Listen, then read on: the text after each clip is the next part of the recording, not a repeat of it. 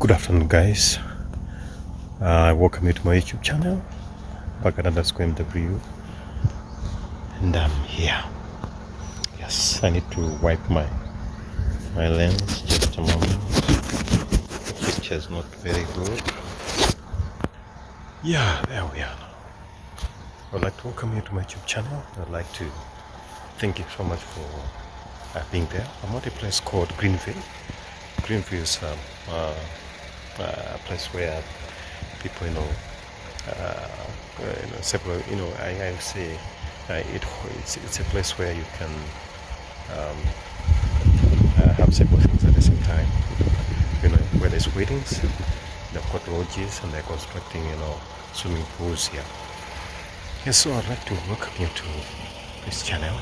You can see the surroundings; they are very nice and very nice. It's not far away from where I live.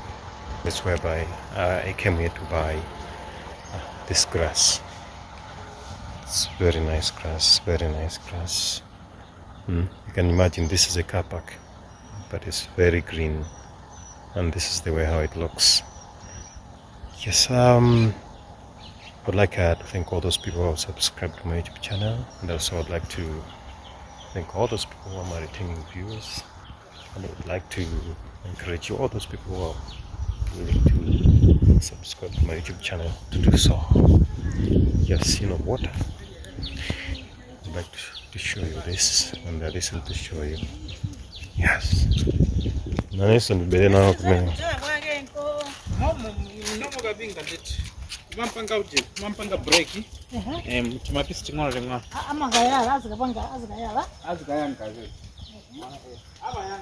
This is a very nice place, guys. Look at this. They've got water tanks here. And this is what a lovely place. You see, this place is used for weddings and things like that. We're having very good rains, and the greenery is so nice. So this is guavas here. This is what we have here, guava. It's a lovely place, and in the background there you have lodges. Yes, so nice place, and a very good place. Actually we have rain, and rains are doing very nice, but though that we still have a problem with rains. That's why I'm doing this video today. Yes, I'll be showing you some videos, and I'll also be not very good videos, but this is what we have experienced with water, and it's not very good. Let's take a watch. Water is life. You can see the beauty that is here. We are enjoying these magnificent views. Nicely done things, but this is not the situation down in Dwangwa, Nkhotakota. It's a very, very, very hard situation. Look at this, guys. So beautiful, but in Dwangwa, this is not what we have. It's the opposite of what you are seeing here. I've done a 360 there. It's the opposite of what you're seeing there. Yes, this place is very good, and it's very nice. In Nkhotakota, water has caused havoc, and that's what I'll be showing you today. I will not be talking. I'll be showing you the videos and the views and whatever thing is happening there. Please pray for our brothers and sisters. Pray for us all as well. Yes, what a beautiful place, but our friends are in a beautiful place. Watch this and see what has done.